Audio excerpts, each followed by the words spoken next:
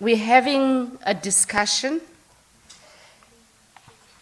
on the role and program for a critical university studies South African network. Before further ado, I'm going to ask our Deputy Vice Chancellor, Professor Andre Kiet, to do the welcome. Thank you. Thank you so much, Muki. And of course, we had a wonderful feast today, and thanks for everybody's contribution into this particular space. We have a bit of a challenge here and there with the online connection because Jenny is sorting that out as we speak. But on behalf of my two collaborators in this project, Shireen Motala and Aslam Fattar, welcome to the CUS-SA event that's folded into the broader colloquium. We have had as partners many discussions over the past few months, and the video on CUS-Africa that has been shown this morning gives you a sense of the journey we have walked since 2019 as well, and the work that we've put in with regard to the Advancing Critical University Studies Africa project as well.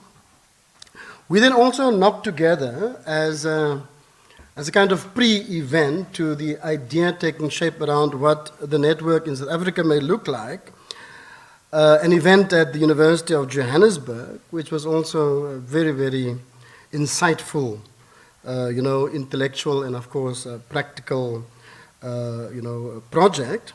And Saleem's conceptual and practical suggestions at that event, of course, also, steered us to invite him back to see, what his contribution could be with regard to the questions, the blind spots, the pitfalls, that network that is located within the broader paradigm of critical university studies, but tries to bring scholars together from South Africa and what that may be. So Saleem, thank you so much for agreeing to that. We are grateful for that. And then, of course, I needed also to, cajole is actually the right word, because Nobu has been very busy with her academic work, to get Nobu to agree. I had some backups in mind, of course, in case the first attempt fail or so. So Nobu, thank you very much. I know that it's not an easy time, for you in terms of workload, but that you have agreed to connect with us in this space. And so we're looking forward to Saleem's presentation and your response to this. So, Executive Dean, Rainy will ask a few questions later during the session. And Bruce, yeah, you must also ask a question. But just to say that looking forward to a very engaged evening. And of course, when we're done, there will be some offline discussions that we can have, with the respondent and the keynoter. And we will also have further discussions tomorrow as well. So, Muki, back to you. Thank you so much. Thank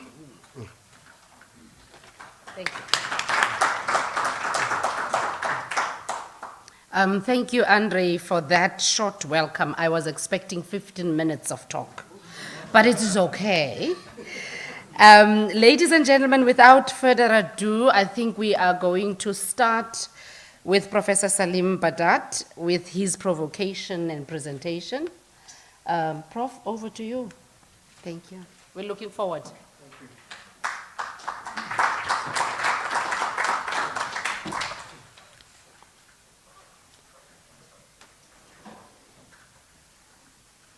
So good evening, Sani Bonani.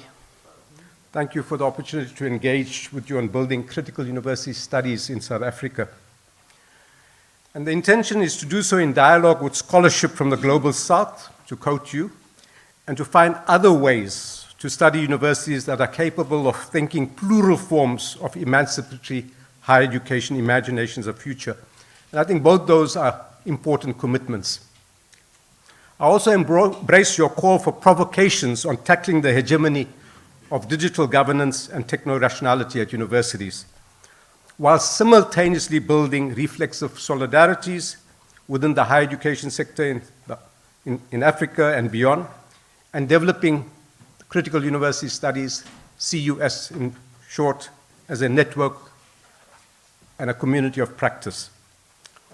So I've been asked to speak on the role and program for a Critical University Studies South Africa network.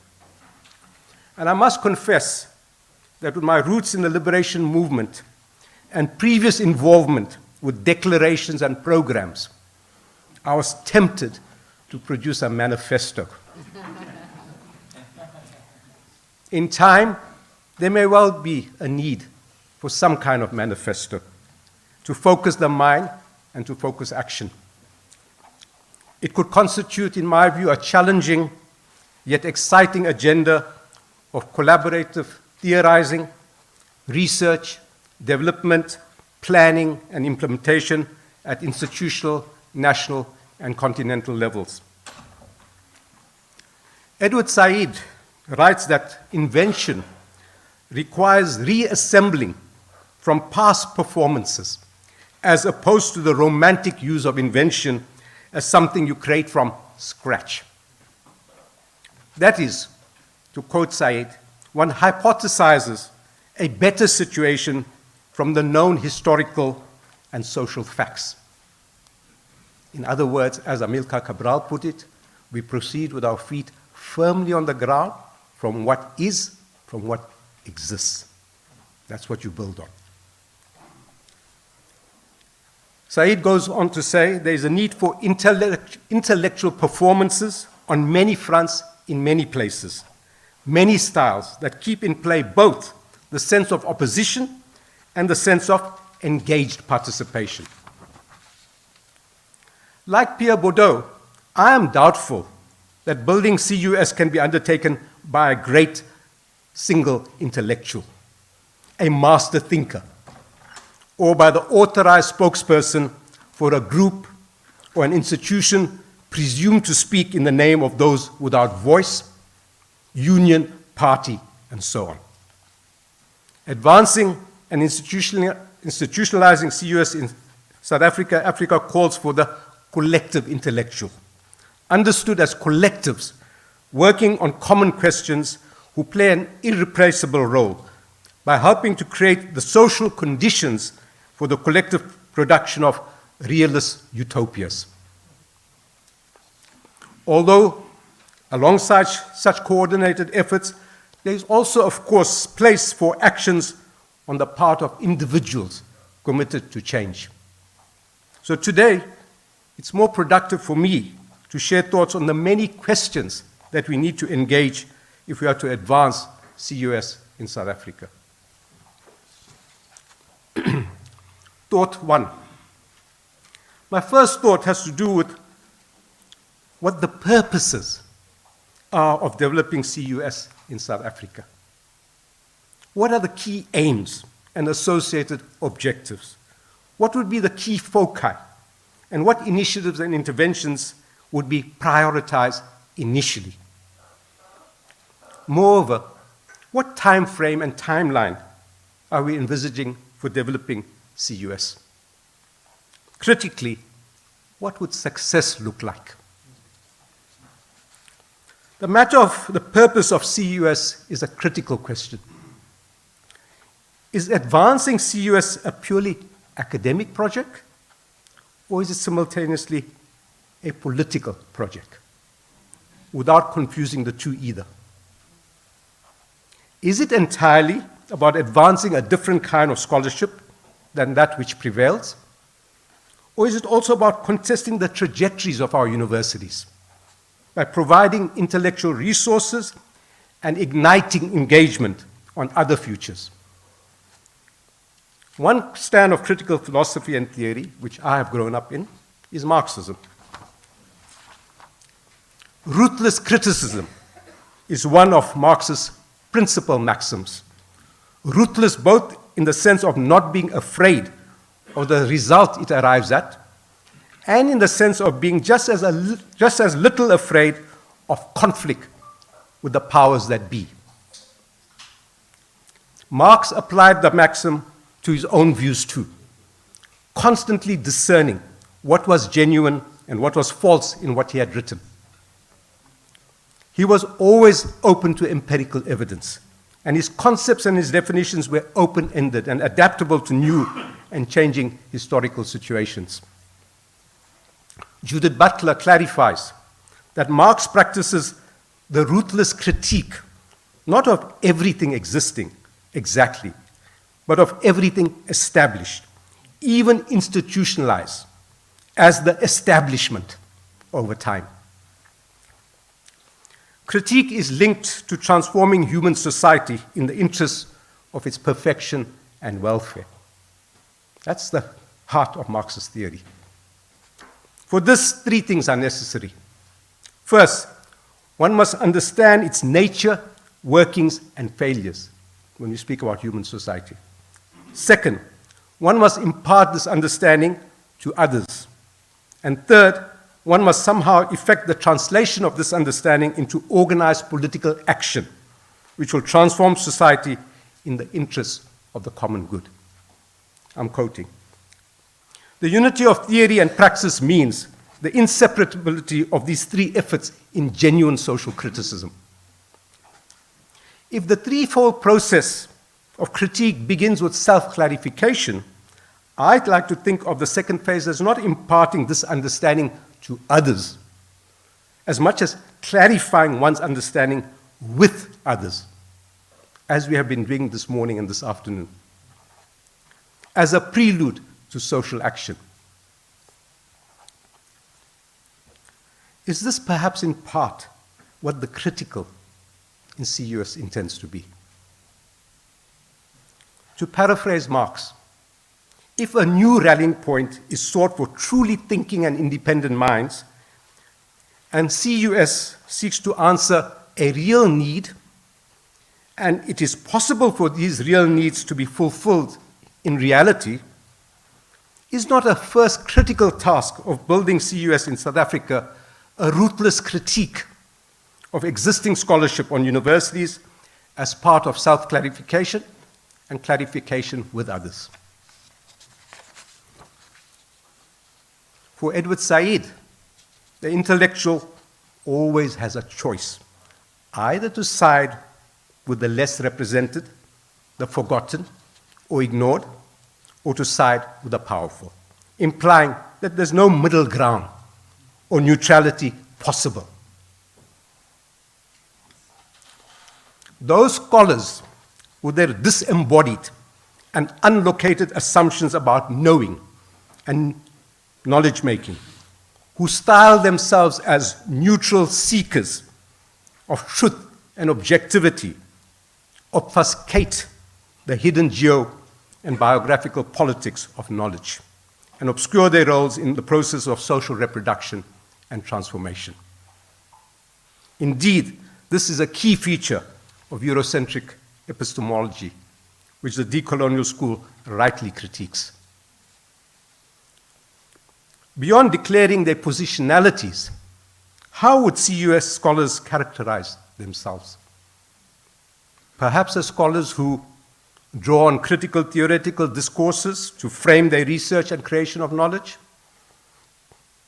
Perhaps as scholars who agree that theory must analyze and expose the hiatus between the actual and the possible, between the existing order of contradictions and the potential future state, and that this theory must be also orientated to the development of consciousness and the promotion of active political involvement. Perhaps as scholars who are in opposition to various features of contemporary life, such as the ideology of neoliberalism and the marketization, commodification, commercialization, and corporatization of our universities. Perhaps as scholars who are committed to a moral order in which justice, equality, and individual freedom are uncompromised by the avarice and greed of the few. CUS scholars, I assume, would perhaps also view knowledge as an intervention in the social work. The philosophers have interpreted. The point is to interpret the world. The point is to change it.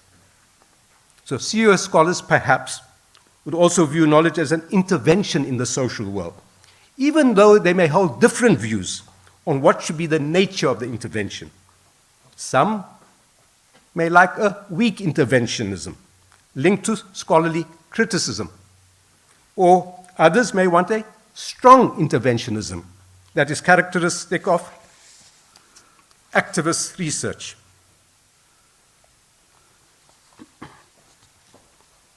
So that's my first thought. It's about purposes. What's this network all about? Purely academic? Or is it intervention politically too? Thought 2 focuses more specifically on the ends that CUS seeks to serve through its creation of knowledge. Knowledge can serve various ends. Theodore Schotsky notes that beyond being valuable for its own sake, social theory serves ends of 2 types. The ends concerned are broader goals that social thinkers can pursue in developing theories that inform empirical research. The first type of end comprises cognitive ends. Such ends are description, explanation, interpretation, evaluation, and criticism, cognitive ends.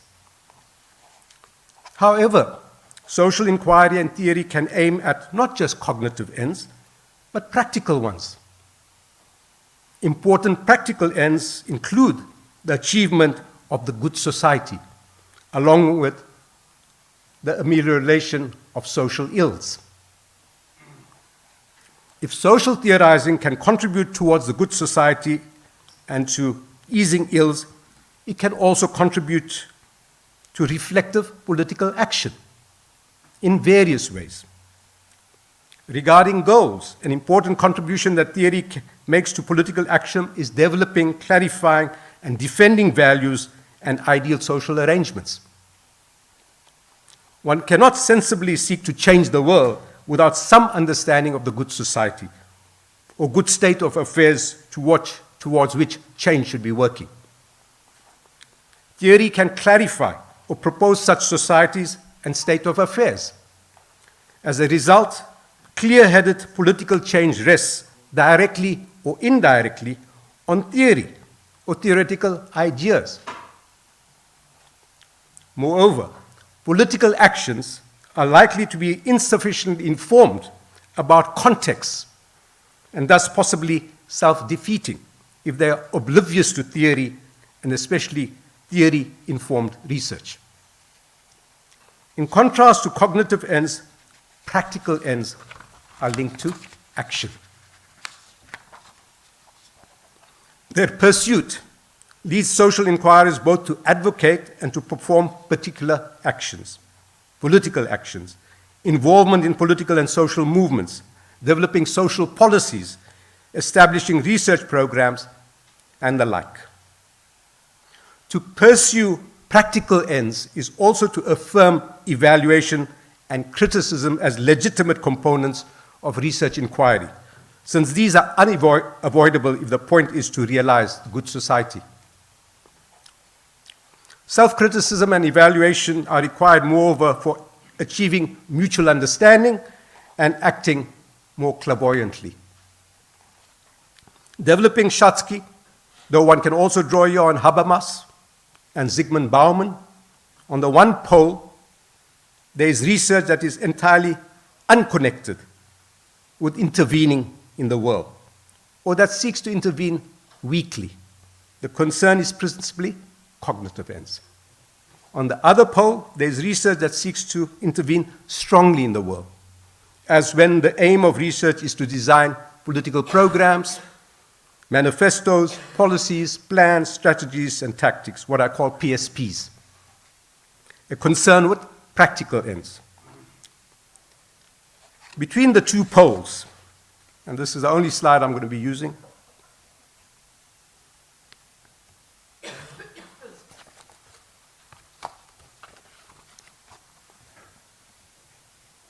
so on the one pole, non-interest in programs, policies, manifestos, and so on. On the other side, you have as your object of research programs, policies, interventions, and things like that. Entirely cognitive on the one side, and analysis of, analysis for, but where you confine yourself to certain areas, and then analysis for, which is about actually developing policies and so on. Okay. Some of these are not available to us at universities. You have to be outside a university to engage in some of this. Don't confuse politics with research and scholarship too. Okay? So you need to know where you locate yourself in these things. So between the two poles of non-interest in programs, policies, manifestos, and so on, and policies, programs, social interventions as an object, you have these three kinds of things. And they lead to different kinds of results. Okay. As you can see, the different purposes are linked to different objects of research. On this pole is entirely about critique. On the other side, it's also about social transformation. And let me just add one more thing. These are not easy choices. You must also have an affinity for this kind of work, or don't do this kind of work. Because there are many dilemmas that arise when you do this kind of work. Profound dilemmas for you as an intellectual and as a scholar and so on. My third thought has to do with context. Initiatives like CUS are not developed on a tabula rasa. Said, we proceed from the known facts. What is the context in South Africa, and more widely, in which CUS must be constructed?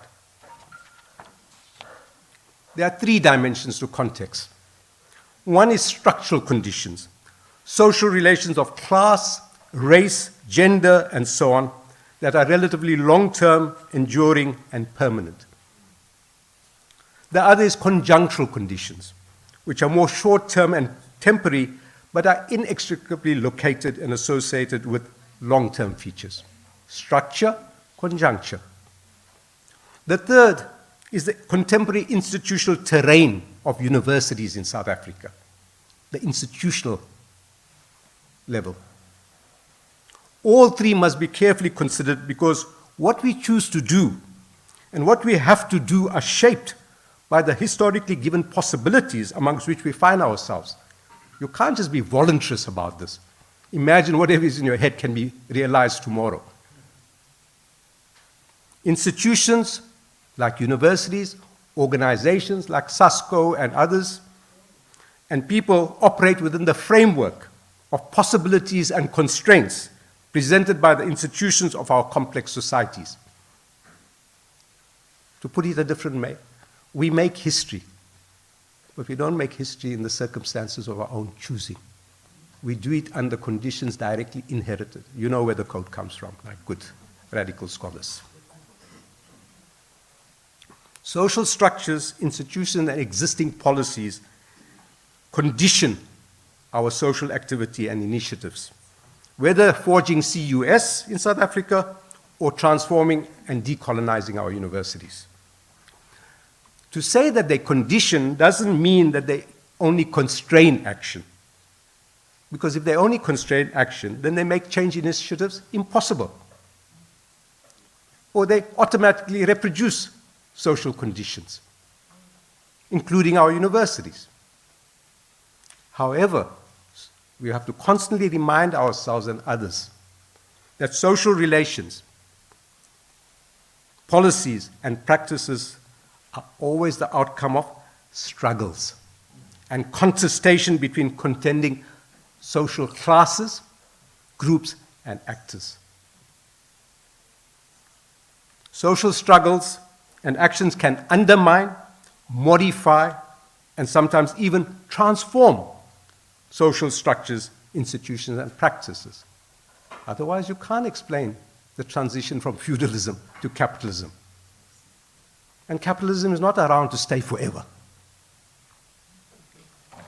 Even if activities and actions may not immediately or seriously erode or undermine existing relations and institutions, they can weaken those in ways that compel those in power and authority to modify structures, policies, and practices. If you can't think in this way, then you can't explain 1976 Soweto and how 14 years later we are starting negotiations for a transition to democracy in this country. How is this the monolith of apartheid came to its knees? 76 was a major factor in that. Struggle, mass mobilization in politics. So in that process, new conditions and a new terrain of activity and contestation could emerge, which could be more favorable to the efforts of social groups committed to transformation. The nature of the contemporary South African context is a hugely important issue. I can only allude briefly to key features, and there's a much longer paper available that Nobu has a privileged copy. So, first, what are these contextual realities? First, racial capitalism and its attendant race, class, gender, and other structural inequalities. Second, a state that lacks developmental capabilities. Third, a governing party that is mired in factional battles. All these have major implications for transformation in and of universities and our society more widely. The overriding challenges in our society remain environmentally sustainable economic development, not growth, development, eliminating inequality, advancing social equity, deepening and consolidation of democracy, and forging a developmental state committed to transformation. If we're not about that, we're not even in the game. Fourth, there is growing nationalism, populism, and identity politics of individualized and parochial kinds disconnected from collective struggle and universalist politics. Fifth, globalization is influencing the nature of institutions that impact higher education and the ways and means of providing higher education. It is shaping education both in terms of what is taught and what is research, and is shifting both student interests and university offerings away from broader academic studies towards narrower vocational programs. Sixth is the hegemony of neoliberalism, the associated corporatization, commodification, commercialization of our universities, and an obsession with perverse university rankings. The state has failed to steer universities effectively and to address difficult political and social dilemmas. Its attempt to balance equity and redress on the one hand and quality and development imperatives has largely produced historical rectification for individuals rather than fundamental institutional transformation.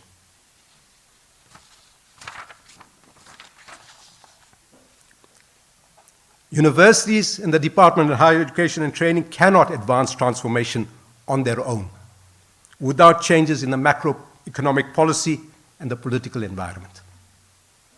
Inadequate state funding and priorities and modalities of state funding are major constraints on transformation at universities.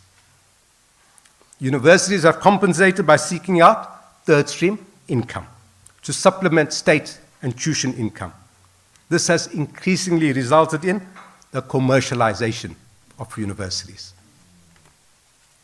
Seventh, colonial and apartheid legacies continue to profoundly shape universities, establishing patterns of systemic inclusion, exclusion, and the marginalization of particular institutions, social classes, and groups. They impose onerous conditions on the process of transformation of universities in South Africa. Eighth, generally imitations of colonial metropolitan universities. A key challenge is for universities to become South African universities, as opposed to being universities in South Africa or Africa. Someone said that earlier. I was going to say to someone, hey, that, I hope you footnoted that. But if others are using these words, I'm very happy. Because my whole book on the history of universities in South Africa and what are universities for takes that as a point of departure. We are pale imitations, mimics of colonial metropolitan institutions. The project of becoming South African universities is underway. Let's see how far it goes. Transformation means decolonizing, deracializing, degendering universities, and engaging with ontological and epistemological issues in all their complexity, including their implications for core activities. The challenge overall is to create institutional cultures that, firstly, genuinely respect and appreciate difference and diversity and are meaningfully inclusive in terms of class, race, gender, sexual orientation, and the like, not assimilation, transformation. And secondly, permit spaces for the flowering of epistemologies, ontologies, theories, methodologies, objects, and questions other than those that have long been hegemonic in intellectual and scholarly thought in this country. Thought 4. In building CUS in South Africa, what activities should be prioritized initially? Recently, as Andre mentioned, there was a really stimulating and generative CUS South Africa seminar on the recompositional grounds of the university in Techno-Rational Times. It was meant to give impetus to producing a book on this theme and advancing CUS in South Africa. However, there are other options. And given questions of efficacy, strategy, resources, and time, should a book project be the priority? Should not one think more capaciously about some or all of the following? And it's not a zero-sum situation. You can have more than one thing, but it's a question of priorities. First, perhaps further seminars over a few years that continue discussion of important issues that have been surfaced in that seminar, today, and so on. These could be on specific themes, held in different centers, and draw in additional participants. I'm afraid, colleagues, not everyone knows about CUS. I was hearing about CUS for the first time a few months ago. Many people I know who work in this area don't know about CUS, so that's a challenge. These seminars could help to generate an exciting research program, theoretical, empirical, comparative, and publishing of different kinds, as opposed to just a scholarly book. Such a research program would need to demonstrate the value of CUS as undertaken from South Africa and from Africa for thinking and practice. Second, collectively developing a curriculum for CUS at the master's level that could be offered at select universities. The benefits, I think, would be many. Third, a more diverse, inclusive and vibrant CUS network of committed scholars, students, support staff, and other actors, not just academics. Fourth, anchoring CUS as a network within some organizations so that efforts are shared, perhaps within the Nelson Mandela Chair, the University of Johannesburg Saatchi Chair, the Wits Institute for Social and Economic Research, the Center for Humanities Research at UWC, and in other places. Such activities could reinforce each other, build the CUS community, institutionalize CUS as a teaching program, foster an exciting program of research and publishing rather than just the one book, linked to struggles in and around universities, and so on. We go back to my initial question. Is this just an academic project, or is it meant to animate some real contestation at our universities? My fifth thought amplifies the matter of a CUS research program. What kind of research would characterize such a research program? Would this be traditional research, whose ends are entirely academic and in South Africa increasingly not about knowledge, but about earning the university a subsidy? Or would it be activist research, which challenges existing social hierarchies and oppressive institutions, as well as the truth regimes and structures of power that produce and support them? Not simply content to critique the status quo, activist research seeks to change it.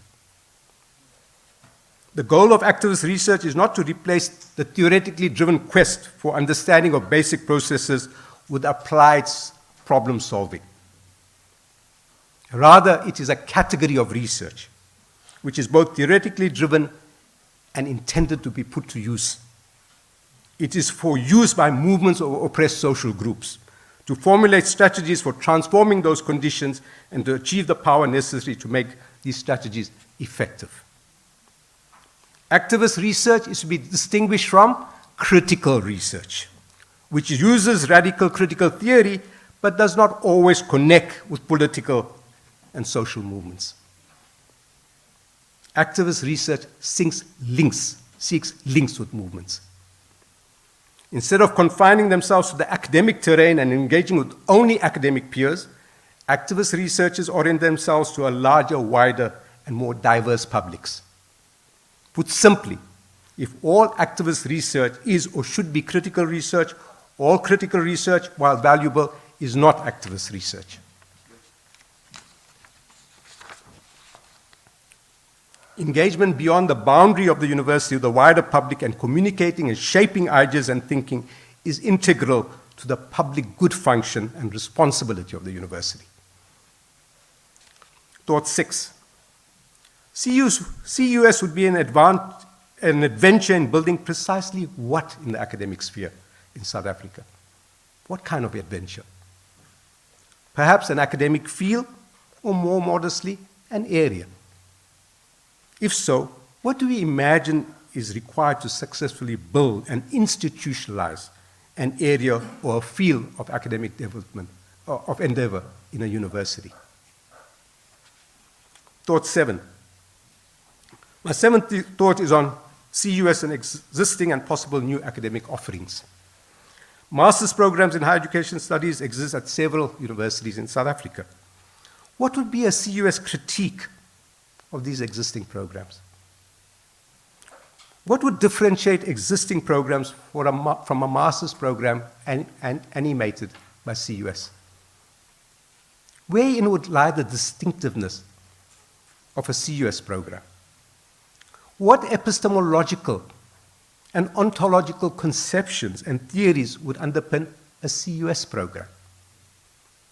To put it in a different way, I have no doubt that these CUS programs would endeavor not to just give physical access to students, but also epistemological access, a concept that comes from the University of Western Cape.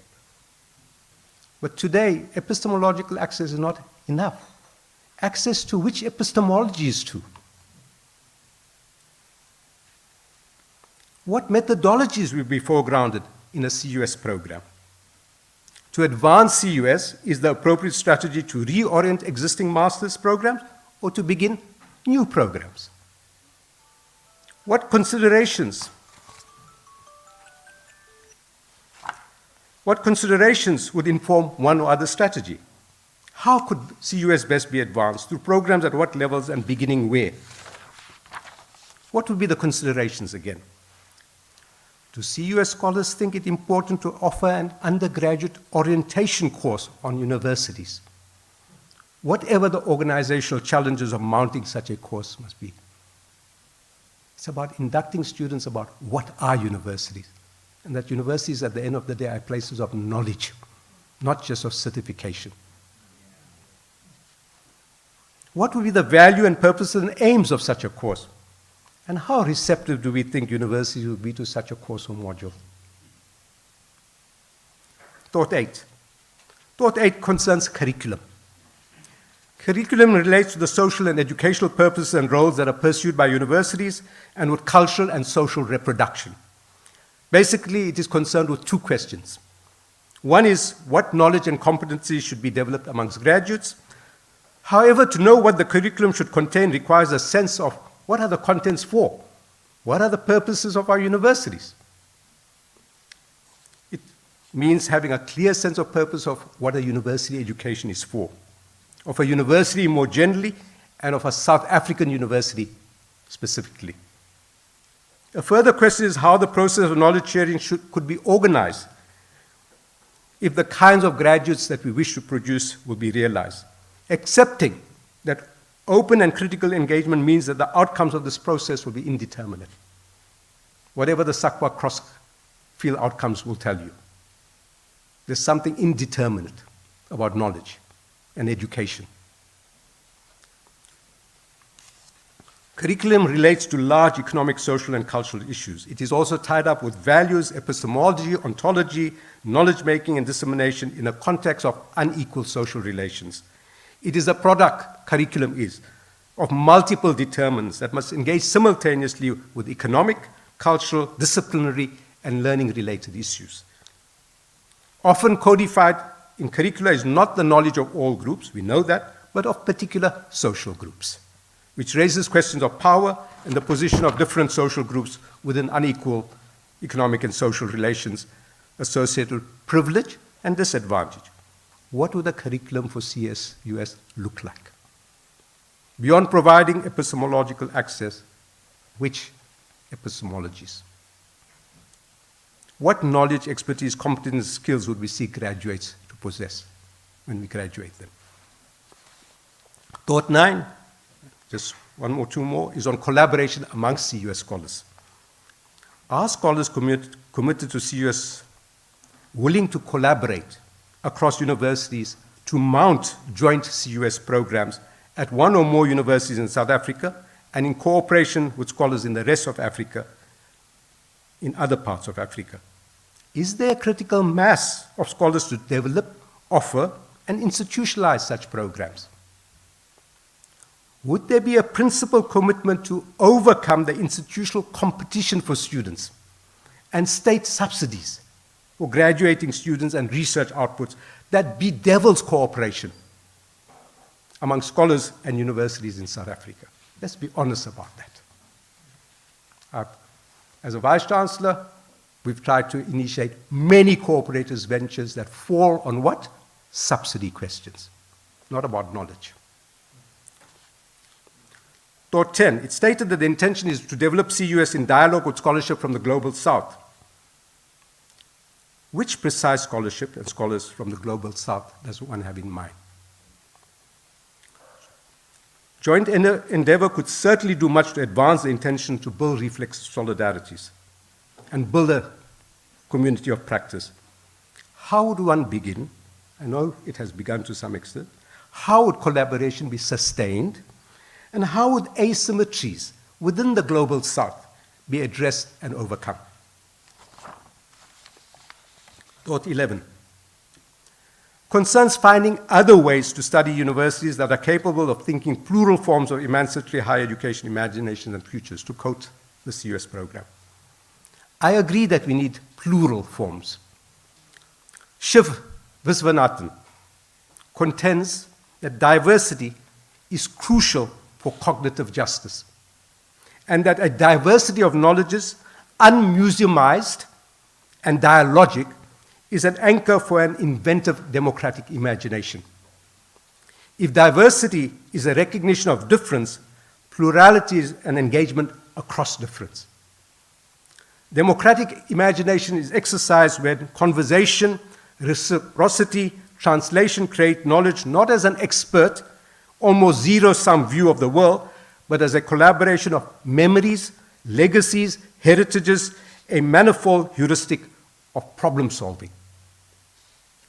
What, however, do we imagine to be the connection between the other ways to study universities and the capability of thinking plural forms?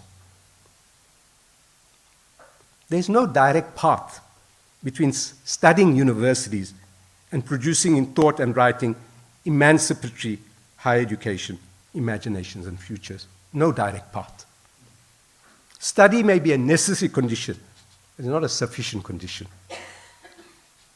Moreover, as a challenge, thinking emancipatory higher education, imaginary futures is one thing. Realizing them is another thing. Final thought. What, if any, will be the connections between a CUS network and organizations and movements that may be committed to transforming universities and building alternative trajectories than the dominant corporatist commercialized trajectories that many universities seem to be pursuing for one reason or the other? Or is the CUS network intended to be a pristine, scholar, and academic initiative alone, with scholars the vanguard and motive force of the transformation of universities? Do the unions figure anywhere here? Do students figure anywhere here? Do the 60% contract staff who have no benefits at our universities figure anywhere here? 63% to be accurate, including UNISA, 57 excluding UNISA. So when academics were showing solidarity, as they should have during the student protests around outsourcing, how come you forgot about the outsourcing of teaching and learning that's happening at our universities with 57% contract staff? Conclusion. My concluding remark is one line. I am not that worker, but in the spirit of Bertolt Brecht's last line from his 1935 poem, Question from a Worker Who Reads, so many questions. Thank you.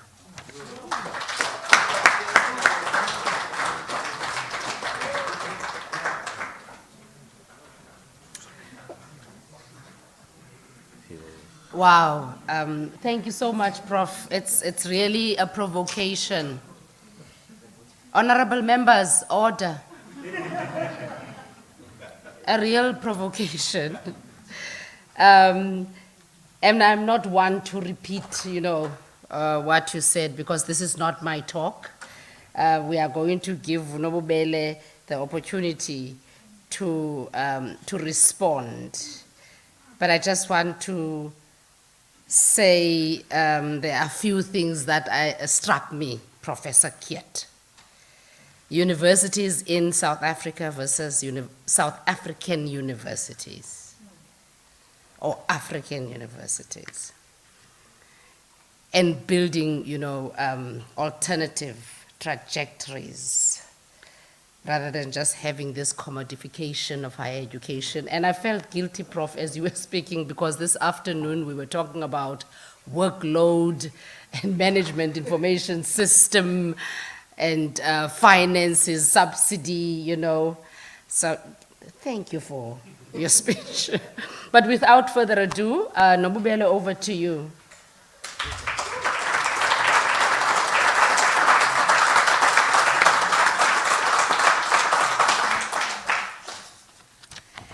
Thanks so much, Prof. Badat.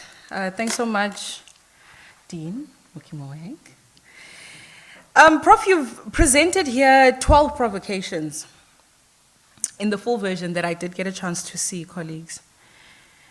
And these provocations are posed as a series of deep questions that contextualize what would be the possible role and program for Critical University Studies South Africa Network. And in responding to some of these provocations, I want to use a reflexive stance as a respondent today, and use it to respond to your provocation by saying that CUS South Africa Network also needs to be contextualized, at least as a response.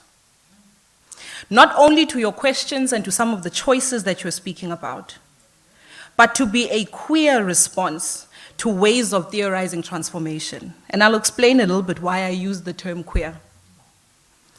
Firstly, intentionally, I'm trying to bring the body forward, because when we speak about queering, we're making things more than just an intellectual project. We're also talking about positionality, because in queer studies, the body must come forward. So if we're thinking then about this moment of me as a Black woman and a younger academic responding to you, I read first this moment with a sense of excitement, a hope of not knowing what I might say, what I might not say, but also a hope in some of the provocations that you're posing around a new venture, new spaces that need to be created and imagined through the CUS network. I also have a sense of relief that I don't have to respond necessarily to any of those questions alone. I'm also happy that it's not my paper that's being responded to. But in some way, I'm also using your paper to make an immediate response and an impromptu paper that has inferences about what a South African university or South African response to CUS might be. And perhaps this is the context that you speak of in your third thought, where you ask the network to be aware of the history of South Africa and the history of CUS in the networks when we're planning. And I think we've received that context partially in the NRF ACUS report that was presented by Luan in the morning. That there exists already higher education studies and higher education transformation studies and abolitionist studies that act as a disciplinary context from which CUS-SA would draw from. And that's where we're constructing from, and you're right, we're not building from scratch. There's also a sense of fear when you're responding. I might have nothing to say. Or I might say the wrong thing. And I can keep glancing to familiar faces in the room to help me to be less nervous. But also, I'm not sure what to be nervous about exactly. I can't anticipate that I'll run out of time.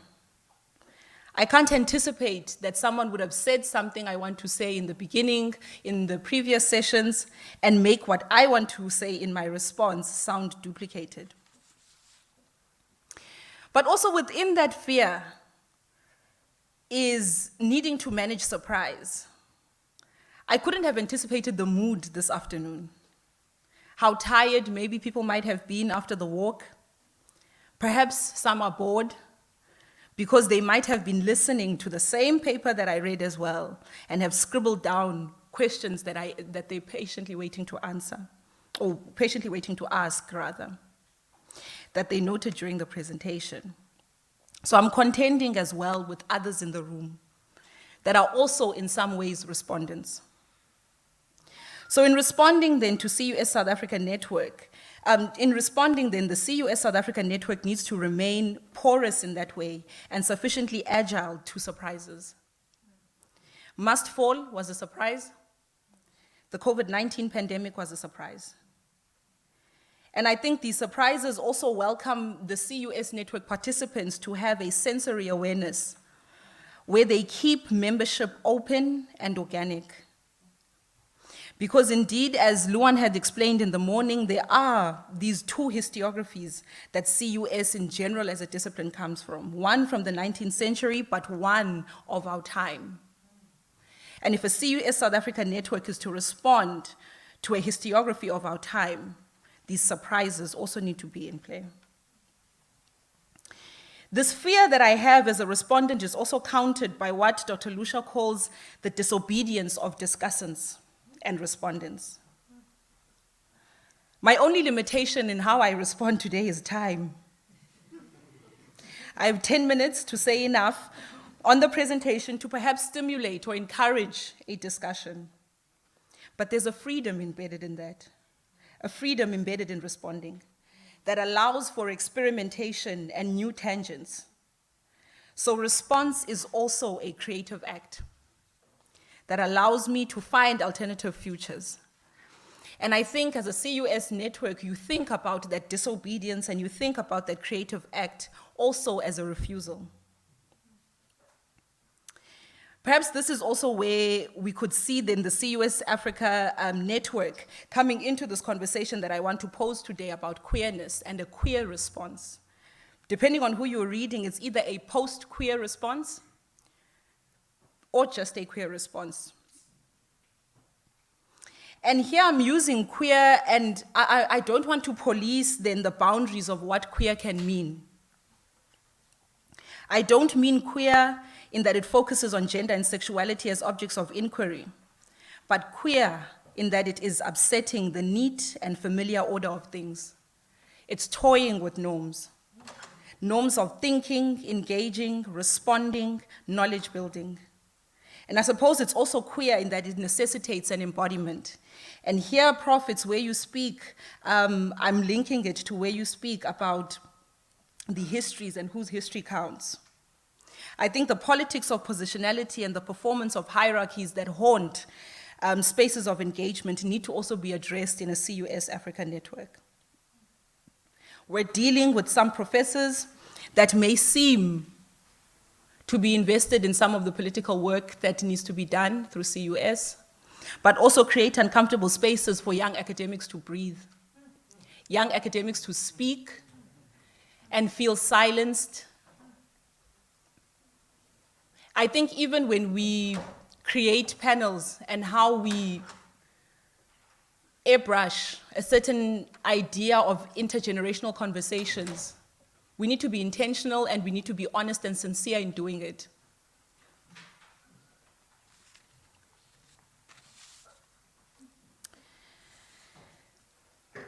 I think, Prof, as well, I'm moved by your provocation between where you're linking then CUS and movements. I think it was the last provocation. And whether CUS-SA is an academic or an activist exercise. I think by design, and it's also again in that NRF report that Luan read us, I think by design, CUS is a critical positionality. It goes beyond reporting on and analyzing changes besetting higher education. It literally takes a stand against some of the changes. It's an oppositional stance. I'm quoting then from the report. So it can't merely be an academic exercise, but also it's not purely activist. It connects to movements and challenges the university by being queer. In fact, I do believe that a CUS network might need movements, because it's only in movements where we advance certain causes. You need movements to create a cause field, or what Prof. Lalu told me this morning could be thought of as a centrifugal force, which drags academics and drags the university into a protest cause. And I think that's what Must Fall might have done as well, dragging every part of the higher education system into a cause field that students have created for themselves. And I think also it extends then ourselves out of that constrained agency that you speak of, Prof, where Must Fall, like I think it was in your chapter, Prof, on Must Fall the event with Uncle Nell and Sahar, where they view Must Fall as extending the possibilities of higher education. That at some moment before Must Fall, we did not think that it was possible to have an institution like this. But Must Fall comes and disrupts that, and we need to give credit to students for that. So again, I say that CUS South Africa Network might need movements to push those boundaries in spaces where you think it's closed. I think also it's in these CUS movements relations where we start creating spaces for new questions, like you say as well, Prof. But I think questions on planetary challenges as well, on climate change, on environmental changes, which are important questions. And again, I'm mobilizing this idea of at least a cause field or a centrifugal force, if you will, Prof. Lalu. And Laurie Perini poses then this concept of the cause field as a space or an arena where you're pulling together institutional and non-institutional fields all at the same time. And you're pulling them together both in the sense of network theory in cooperation, but also in terms of Botosian fields, in antagonism as well. So there's both struggle and cooperation, which is exactly the kind of space we need. So I'm keeping that in mind, colleagues, as this idea of the cause field. I think it's also through these movements that we get a real sense of what the university is doing. Not what it thinks it's doing, not what it says it's doing. And I think that was one of your provocations as well, Prof, that we start off with the CUS that discloses the university and critiques it in important ways. So in the interest of time, colleagues, let me conclude.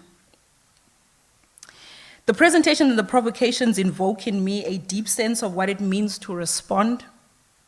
And for me, the sense of responding merges queer thinking and higher education thinking, and I'm hoping we can explore that a little bit more in the discussion. Thank you.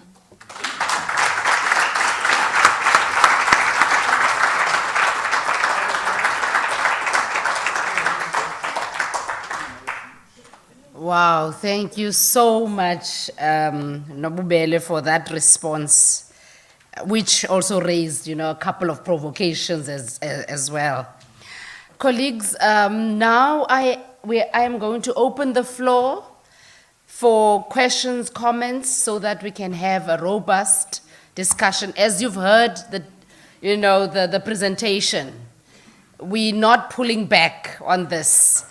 And the idea really is for us to have these discussions so that CUS can have a program and can know its role, that your role must have these linkages. Yes, I'm talking to you. Must have these linkages between, activist and critical research, not just purely academic research. So it's important for you, Professor Kiet, to bear in mind. But as Nobubele is saying, we need to bring others in, non-academics and others, into the discussion. So, okay, we need to see the hands. There's a hand where? Online. We have a question online, so yes.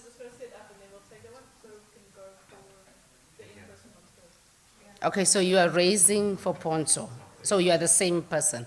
All right, so online, and then I have Unomalanga, who else? And I have Wena Butia's white shirt.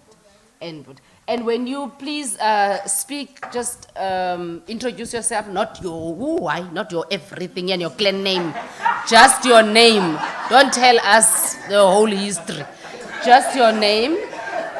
Yeah, because I'm just saying, introduce now, everyone wants to introduce. Okay, so we're going to start with you, Professor Kize. No, Saleem, just a question. Saleem, I have a problem with this veneration of activism. I'm done with it. I'm done with it, and I want you to deal with this. You're sending the wrong message to all these young people here that activism is going to solve our problems. Some of us are only solving problems because we're sitting on committees, man.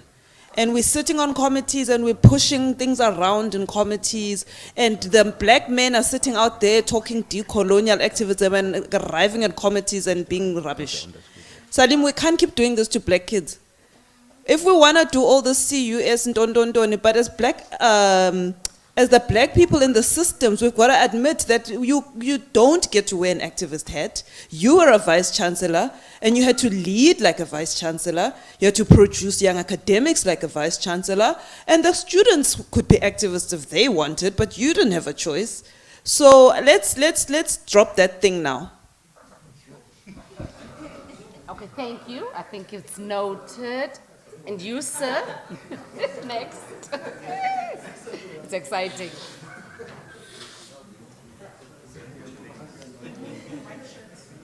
Okay, can you just give a roving mic? Just use a roving mic, sir. Yes, thank you. Yeah, Gele. Thank you. Thanks a lot. My name is Leslie. I'm from Duty, Durban University of Technology. First, let me welcome the presentation by Prof. It was really thought-provoking. And also, just to quote, to say that as you were going through, what ran through my mind was also the critique by Eagles to Marx on the political and the economic aspects of theory. But maybe to cut short and go straight, Frantz Fanon speaks about the language. And Frantz says that the language mirrors the speaker's culture. And he speaks on how the language possesses the strength and also the internalization of the perspective and the cultural assumptions. Saying or quoting this in relation to what Prof just went through in his teachings, I think we have learned one or two things. Quoting Frantz Fanon and also taking in relation to the model of one of our friend country, the sister country, Cuba. When you go to Cuba, in most instances, one of my close ally there at home, whom went to study medicine there, told me that they are using a one language to learn in Cuba as a measure of language, medium term of learning and instruction. So now, insofar as we are more worried and concerned about the way in which theory must be critiqued, and also that it should also build and transform the uniqueness and the culture of our institutions, what is your view in terms of, as you have also alluded earlier on, that transformation is slowly coming, is slowly but surely coming? Are our institutions ready for language as a medium term of transformation? Quoting from all 11 official languages, and what is your take on it, Prof? And also taking relation of examples that I've made so far. Yeah. Okay. Thank you very much. Thanks for that question. Can I just urge colleagues, if you can just stick to the question so that we can get more people to ask questions and make comments. Thank you. Over to you. No, thank you very much. My name is Oasi Pemkhalisa. I am from Rhodes University. I was particularly moved by your presentation, Nobu, knowing very well that we've shared so many spaces and it was a triggering moment. I am saying this because, you know, you spoke about gearing up for surprises and that's what you offered. But in a way that you were speaking about navigating space. Now I'm just wondering, as we are navigating this space, for how long in this transformation and social justice that we are building, are we still gonna navigate the spaces as Black women? Shouldn't we own those spaces rather than navigating them? Also to say, I'm sorry, Prof. Mkhize, but to also say that, you know, it is so amazing how young people like myself, like Nobu, and so many other young people in the space have been able to translate their activism and movements into research. And how much we've done to transform the spaces, but at the same time experiencing the silencing into the academic space. So it's one of those contestations that we have which actually lead young people to keep quiet in the spaces so that they don't get to be silenced. So I just wanted to say great work, but I think there's a lot of work that CUS, as well as us as young academics, that we need to do to disrupt and let go of what they term our work as messy work. There's nothing as messy research. We are contexting, we are writing complexities to change and transform the space. We've done that as a reminder, and we are still gonna do it. Thank you. Thanks for that. I think we're gonna go now to the question, yes, online. Do I need to press anything? No.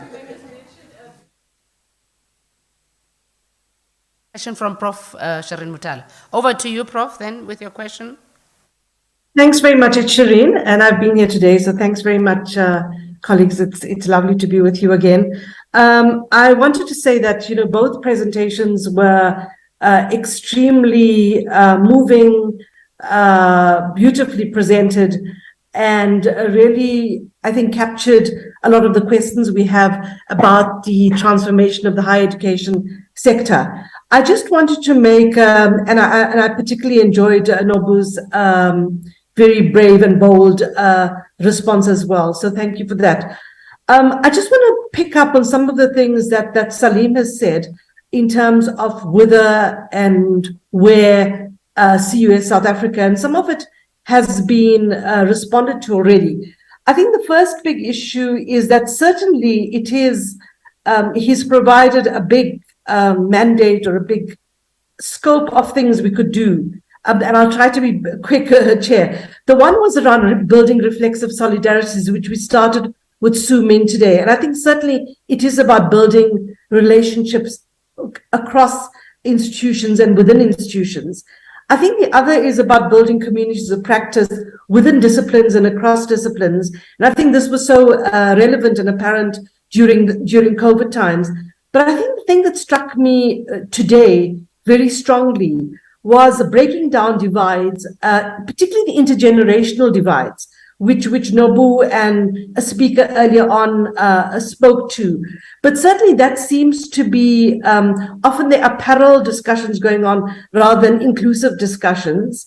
And these divides, will be they race, gender, across, as Nobu mentioned, the queer dimensions, all need to be addressed. And that seems to be the big challenge at the moment.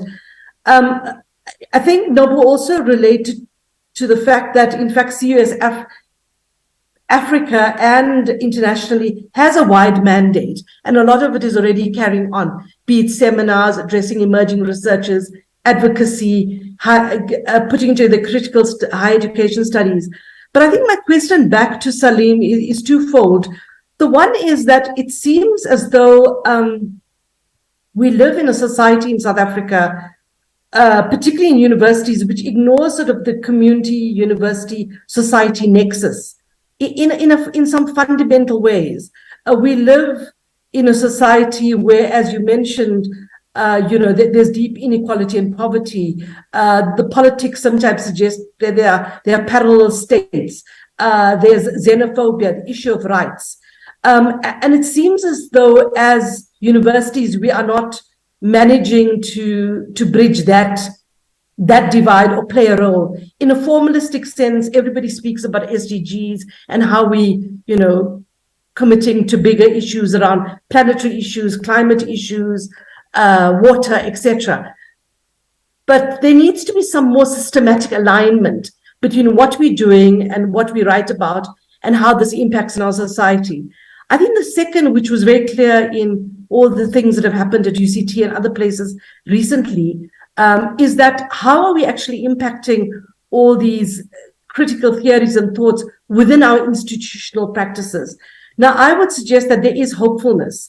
I think within curriculum, there are new epistemologies. We are considering the problems. But you can see that in terms of governance practices and a whole range of other issues, we are falling far behind. So I think the challenge is about activism of a particular type, and it is about ensuring that the cross-generational voices are part of this movement and that it's not an exclusive movement of dare I say it, older academics who've been around for a long time. Thanks very much. Thank you, Prof, for that question. So over to you, colleagues. Professor Badat, you want to start? Okay. Thanks.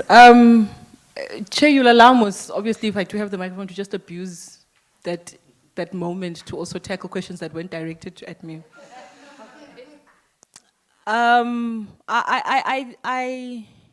I enjoy that we are continuing to provoke, and I think Prof. Mkhize's provocation adds to the list of provocations that we've seen today, that we've gone through. But I do want to just echo what Asip is also saying, that there are still possibilities of being an activist in this time and still being a scholar. So both the academic and the activist don't have to work exclusively from one another. And I think the more we explore, and I say more we, but I as well, the more we explore this idea of queer responses, we then enter into spaces where it doesn't have to be either or, but it becomes then a space where you're challenging norms rather. I think also there's an opportunity for us to think about how people come to enter into the institutionalized space from non-institutionalized arenas like movements. So I think there's an important combination and a conversation that we can have around how that happens. And I think there's a lot of scholarship already on that cycle of institutionalization, even if we think about the Center for Women and Gender Studies that starts off as a point of activism and then ends up being an institutional arm of the university. And then you debate with the conversation as to whether a CUS South Africa network or a Center for Gender and Women Studies acts also as just an alibi of the university's transformation or an actually transforming space.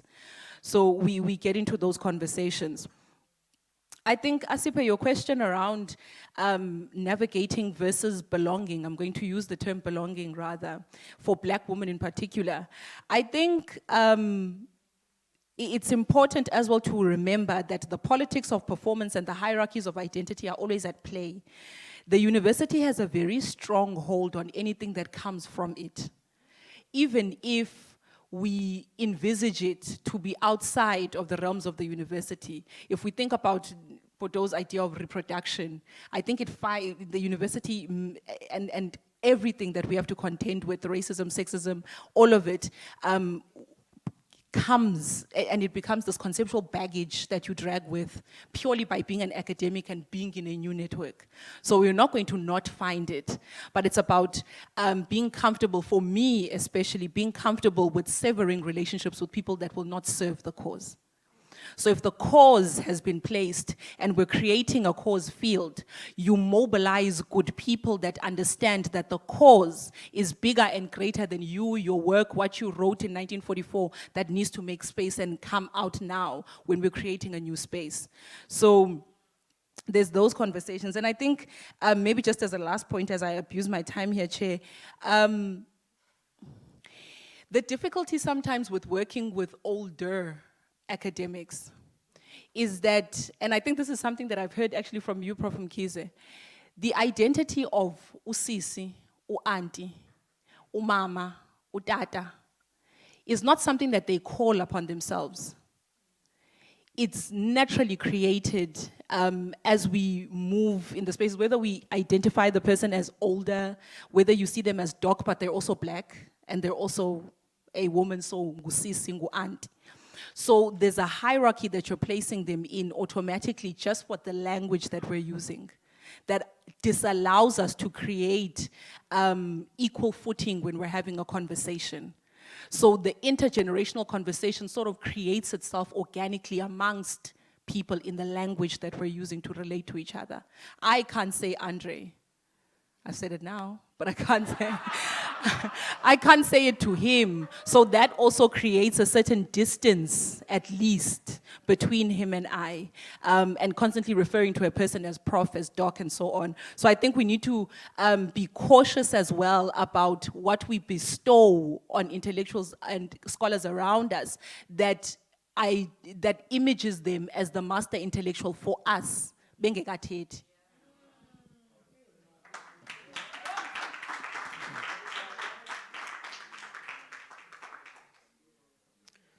So let's start with Nomalanga's provocation.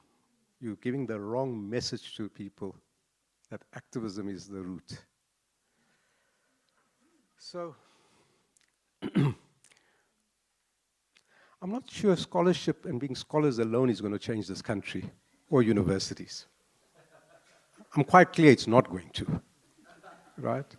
So the real issue is not whether it's a choice between scholarship and activism, because that's a false dichotomy. It's a question of how you combine scholarship and activism, right? And I should mention that it's not too late. Anyone who's so moved, myself and Vasu already are editing a book at the moment on activism and research with a lot of young Black scholars, right? So if any of you are moved, speak to me about it, because there might still be time to contribute a chapter there. So, but I also made it clear that let's not confuse the two, right? Because they are different, and this is where I think sometimes, although he was not a favorite of mine, maybe it's worth reading Weber's Science as a Vocation and Politics as a Vocation. I will object to anyone politicizing the classroom or force-feeding ANC to students or any other political party for that matter, because then I think you are not being a scholar. You should do something else. So I think it's a fine balance, right? But you cannot assume that people can suspend their values either, right? So my response to you, Nomalanga, would be to say, for good or bad, the kind of vice-chancellor I was at Rhodes was informed by my activism before I came to Rhodes and while I was still at Rhodes. But I also understood what a vice-chancellor is. So when I saw all those young students really needing to be put into political education, I wasn't doing that myself. I was asking other people to do that work, right? And not confused, right? So I think it's really about how you're going to marry activism and scholarship, and not being afraid that somehow that scholarship is going to be of a poorer kind. It cannot be of a poorer kind. It has to be of an even better kind if it's going to inform your activism. There's no compromise on the quality of that, right? And yes, there might be different trajectories, so the challenge for all of us is how do you combine those two, the scholarship and the activism? And there are dilemmas, and that's what this book that will come out next year is about. So my own essay is about looking at how Ruth First tried to mediate that, highly committed to socialism, but also, you know, a certain kind of scholarship at Eduardo Mondlane University in the 80s, which led to her death there, right? And she struggled. It's not an easy thing to combine. Let's be clear about that. Jake Schervel, who I have great respect for, would always say, activist scholarship is perhaps more difficult than just going door to door and mobilizing people. It requires a different kind of commitment and so on, right? So I think we need both. We need scholarship to inform the kind of activism. You know, it's a well-known thing. Practice without theory, right? And theory without practice, right? The one is futile, the other is blind. You need to combine both, right? So, but yes, I don't think we should confuse the two either, right?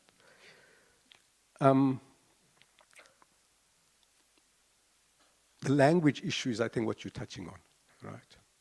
So, in 2001, on request of the minister, when I was Chief Executive Officer of the Council on Higher Education, people seem to have forgotten that apart from the size and shape exercise we undertook that led for 36 universities being reduced to 23, right? Without the number of places being reduced, there was another very important task team, and that was the National Language Policy Task Team. And whatever my differences may have been during the liberation struggle with one Neville Alexander, and there were political differences. We were on in different liberation movement camps, right? There was only one person for me to lead that National Language Task Team, and it was Neville Alexander, right?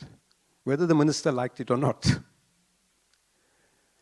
And we are going to be haunted in the years to come by not listening to the advice that Neville Alexander and the Language Policy Task Team provided to us, which was about starting in 2001 and really starting to experiment and develop curricular programs in other languages. And by bringing in all the dictionary units behind that, and Pansalb and so on. As Neville Alexander said there, if we don't start now in 2001, in 25 years' time, we'll be still talking about this, and we'll have lost 25 years. I have a different view on Afrikaans, to be honest. I think it's a real problem that there's virtually no universities teaching in Afrikaans anymore. Because after Zulu and Xhosa, Afrikaans is the largest community of speakers here. And so, and why I say that is because by now, we should be teaching history, 1 or 2, and a whole lot of things in indigenous languages. And it was mapped out of how we could do those things. in this part of the world, from Cape Town this way, the universities would experiment with Xhosa. That part of the world, Zulu. That part of the world, Sotho, and so on. There was no interest, let's be clear about that, within the ANC government in that. It would have been a formidable challenge, but not an impossible one, because Afrikaans did not exist as a language. It became an academic language. Why can't Zulu become that? Why can't Sotho? And if we're talking about epistemological access and so on, learning in one's own language is critical, right? So I think we must reflect why those who have governed for the last 28 years have not been interested in really promoting indigenous languages at our universities. There was a beautiful proposal in 2010 provided by Rhodes in partnership with many other universities. It's still sitting in the ministry. People like to talk a lot about multilingualism and so on. When it comes to acting, they don't act. Right? So that's my response, in a sense, that, you know, we've lost 25 years. And I really think it's off the agenda today. No one's even speaking about that in terms of really large-scale experimenting where you bring Pansal behind you and dictionary units behind you and so on. Okay? So, last point really is about, I think today was a fantastic day. Look how we're enriched by that contribution from Galway and Su Ming. So yes, those reflexive solidarities are critical because she really blew our minds about how she approached things and how she brought a whole lot of theoretical literature and things like that together to really give us new resources to think with and so on, right?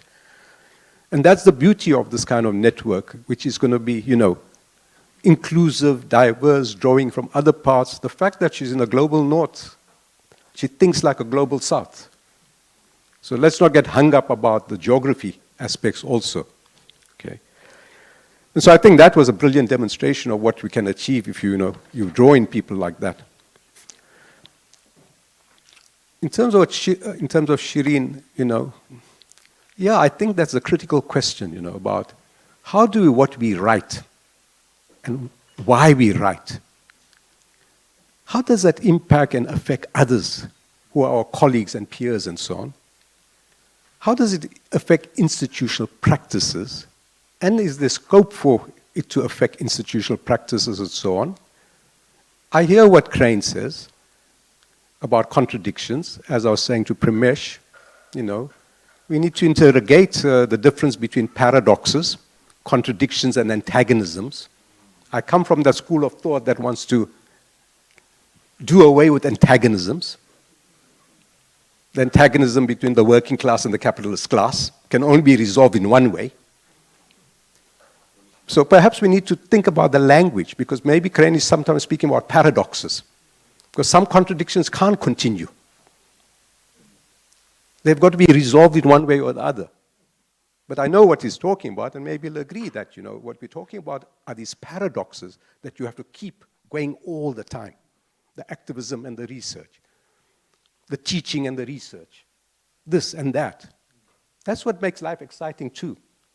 That's what actually makes being in administration and senior management exciting. If you have that kind of framework of seeing things as paradoxes and how you can't sacrifice one. You can't sacrifice equity for quality. You can't sacrifice quality for equity. And what about the development needs of this country? How do you keep those things all going together? And how do you undermine the regimes that we are forced to operate within? Well, let's be honest, the subsidy is not for knowledge. The subsidy is for the subsidy, right?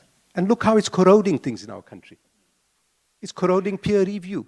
It's corroding the PhD. It's corroding all kinds of things. People are publishing for the sake of publishing, not because they've got anything new and profound to say, right? That's corrosive of our universities. So, so how do our institutional practices, how are we writing about, how does that actually influence and so on? My last point around this, because for me the most exciting thing is strategy and tactics. It's not just the theory. That's the background I come from, right? So, where are we right now, today? We need to have an honest discussion about this. I was saying to you this morning, I spoke Crane and I spoke on Tuesday at the Transformation Managers Forum. Is transformation really on the agenda at our universities? Is transformation really on the agenda in our society? If it is, and we have to really battle with this and not have glib answers to those things, you know. If it is not, what are the strategy and tactics? There's no Gramscian war of movement. It's got to be war of position, right? So where are we at this point in the and of course, I also think there are going to be 26 different paths to transformation because there are 26 universities. There's no one path to transformation at every university.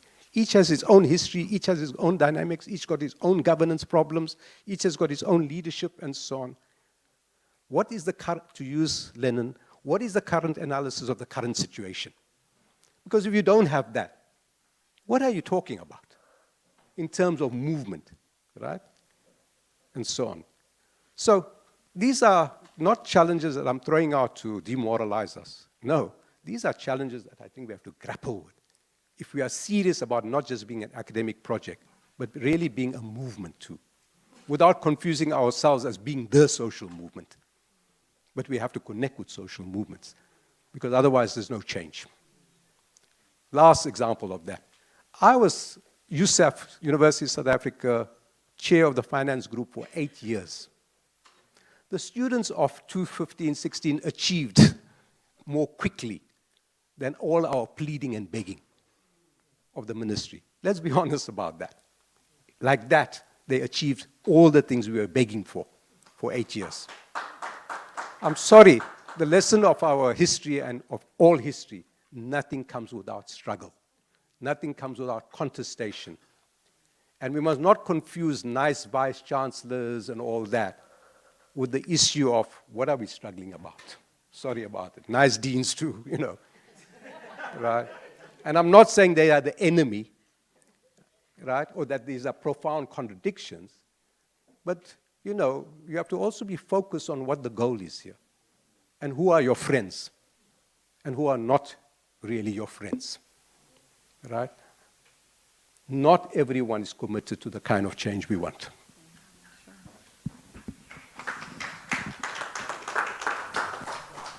Thank you so much. We're not going to go into the second round, unfortunately, colleagues. It's 8:15 already. Yes, thank you so much for that round. Before I call you on, I can see that you're very hashtag. But really, thank you, colleagues, for the round of questions and comments that you've made. Now I'm going to hand over to Professor Andre Kiet, just to close off the session for us. Thank you. Thanks, Muxens.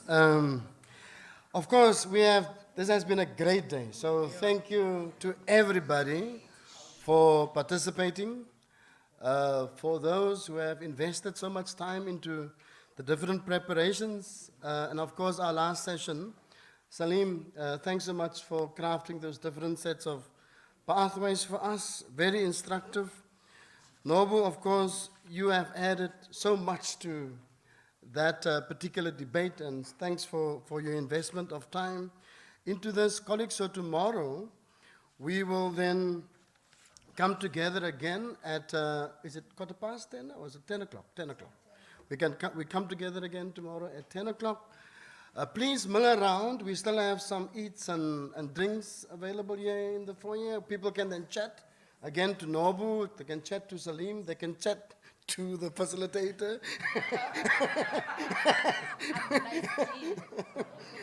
And of course, we can then chat, with each other as well. Thank you so much for staying the day. Okay, highly appreciate it. Have a restful evening. Thanks.